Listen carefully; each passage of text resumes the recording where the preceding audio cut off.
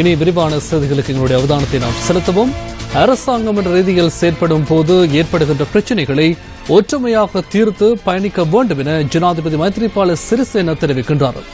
சர்வதேச கூட்டுறவு தினத்தை முன்னிட்டு ஏற்பாடு செய்யப்பட்டிருந்த நிகழ்வில் உரையாற்றும் போதே ஜனாதிபதி இதனை கூறினார். தாமரை தடாகம் கலையரங்கில் 94வது சர்வதேச கூட்டுறவு தின நிகழ்வு ஜனாதிபதி தலைமையில் நடைபெற்றது. இதன்போது மத்திய வங்கியின் ஆளுநர் நியமனம் தொடர்பில் கருத்து தெரிவிக்கப்பட்டது.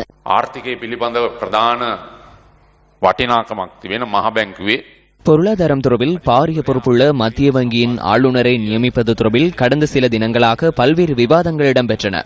தற்போது ஜனாதிபதி பிரதமருக்கு கீழ்ப்படிவார் என கடந்த அரசாங்கத்தின் அமைச்சர் ஒருவர் வெளியிட்ட கருத்தை இன்று காலை பத்திரிகை ஒன்றில் நான் பார்த்தேன்.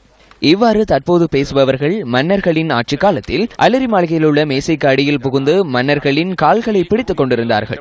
அந்த சந்தர்ப்பத்தில் மன்னர்களின் அநீதியான ஆட்சிக்கு எதிராக செயற்பட்டு அவர்களை விரட்டுவதற்கு நானே செயற்பட்டேன் என்பதனை நான் அவர்களுக்கு நினைவு கூற விரும்புகின்றேன். பதுளையில் புதிய சக்தி ஒன்று உருவாகி வருவதாக கூறுகின்றனர். புதிய சக்தியை உருவாக்குவதற்கு தலைமைத்துவம் வழங்கும் நபருக்கு நான் நன்றி தெரிவிக்கின்றேன். அவரே என்னை ஜனாதிபதியாக்கினார். ஒரு பக்கம் பொருளாதார பிரச்சினை, மறுபக்கம் அரசியல் பிரச்சினை. அரசாங்கம் எனும் வகையில் செயற்படும் போது ஏற்படும் இவ்வாறான பிரச்சினைகளின் போது அவற்றை எதிர்கொண்டு அவற்றுக்கான தீர்வை பெற்று ஒற்றுமையாக சகோதரத்துவத்துடன் நாம் முன்னோக்கி பயணிக்க வேண்டும்.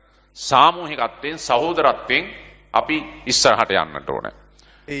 இதன்போது சர்வதேச கூட்டுறவு தினத்தை முன்னிட்டு பாடசாலை மாணவர்களுக்கு இடையே நடைபெற்ற போட்டிகளில் வெற்றி பெற்றவர்களுக்கு பரிசில்கள் வழங்கப்பட்டன. කනිෂ්ඨ දෙමළ ප්‍රථම ස්ථානය පොළොන්නරුව හැමන්පිටිය දෙමළ මැද